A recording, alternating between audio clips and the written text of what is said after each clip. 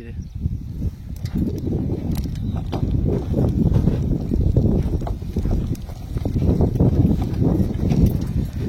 शेतकरी मित्रांनो, हे टोकन यंत्र, मानवचलित टोकन यंत्र, पेरणी यंत्र ह्याला आपण म्हणू शकतो.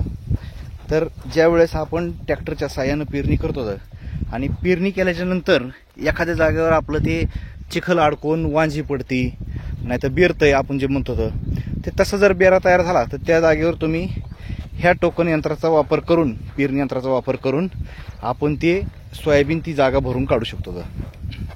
तर मित्रांनो, आता टोकन यंत्राचा वापर का नाही करायचा? ह्या जागेवरचे जे दुसरे जे टोकन यंत्र आले त्याचा जर आपण वापर जर केला तर त्याच्यावरून जी पडणारी जी मोकळी माती आहे, त्या मोकळी माती लवकर वाळून जाते आणि आपण टोकन यंत्राने पेरलेली सोयाबीन उगत नाही.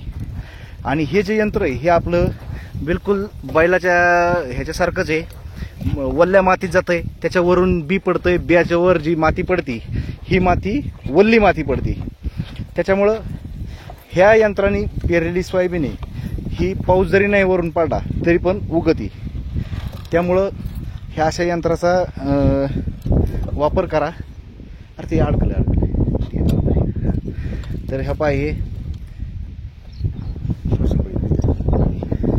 तर हे का हे टोकन यंत्र कशी पेरणी करतंय बघा.